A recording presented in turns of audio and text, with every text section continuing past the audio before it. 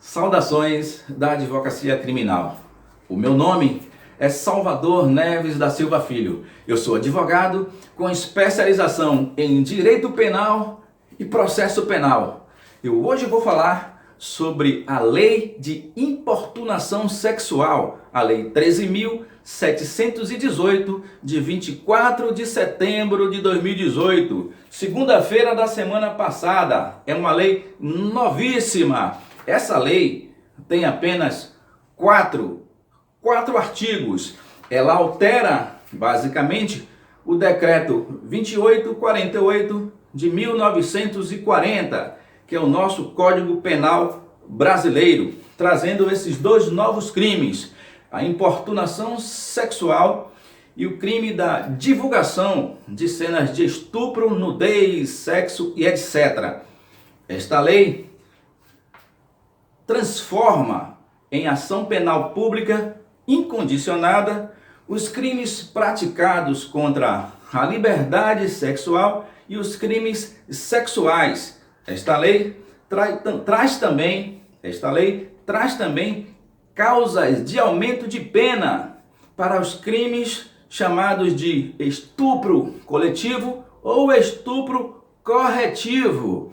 Tem mais, esta lei revoga dispositivos do decreto 3688 de 1941, que é a chamada Lei de Contravenções Penais, porque ela revoga o artigo 61 da Lei de Contravenções Penais, que tratava da importunação ofensiva ao pudor, que não existe mais. O artigo 61 da Lei de Contravenções Penais foi revogado. Percebeu?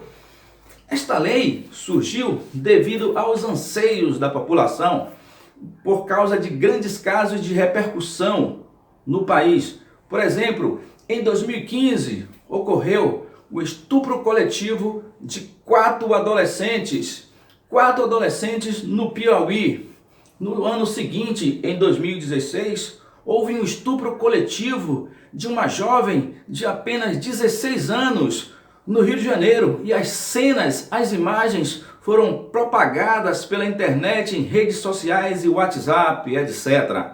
E no ano seguinte, em 2017, que é o ano passado, houve aquele caso horrível de um indivíduo que dentro de um ônibus em plena Avenida Paulista, em São Paulo, ele ejaculou. É isso mesmo que vocês ouviram. Ele ejaculou no ombro de uma mulher dentro do ônibus. Isso no ano passado, em 2017. Foi assim que os legisladores decidiram publicar essa lei. Então vamos lá. Eu fiz um recorte e vou falar basicamente dos dois crimes novos que esta lei trouxe.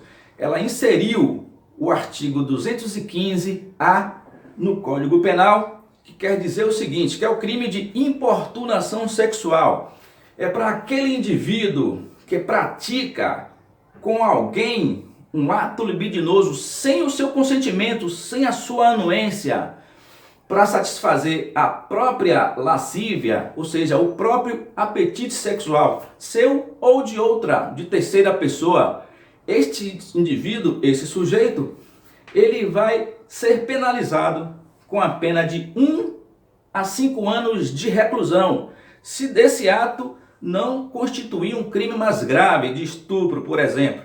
Percebeu? Então é aquele indivíduo que pratica algum ato sexual, um ato libidinoso contra uma terceira pessoa, especificamente, sem a vontade dela, para satisfazer a própria lascívia, o apetite sexual, ele vai ser penalizado, ele pode ser preso em flagrante e permanecer preso até a sentença penal condenatória. Agora observem, é diferente daquele indivíduo, por exemplo, que se masturba publicamente, mostrando as partes íntimas publicamente. Aí neste caso, que é diferente da importunação sexual, neste caso se enquadraria em ato obsceno do artigo 233 do Código Penal, com pena de detenção de 3 meses a 1 ano ou multa. Outra coisa, se na importunação sexual houver violência ou grave ameaça, aí já vai ser enquadrado não mais como importunação sexual, mas como estupro.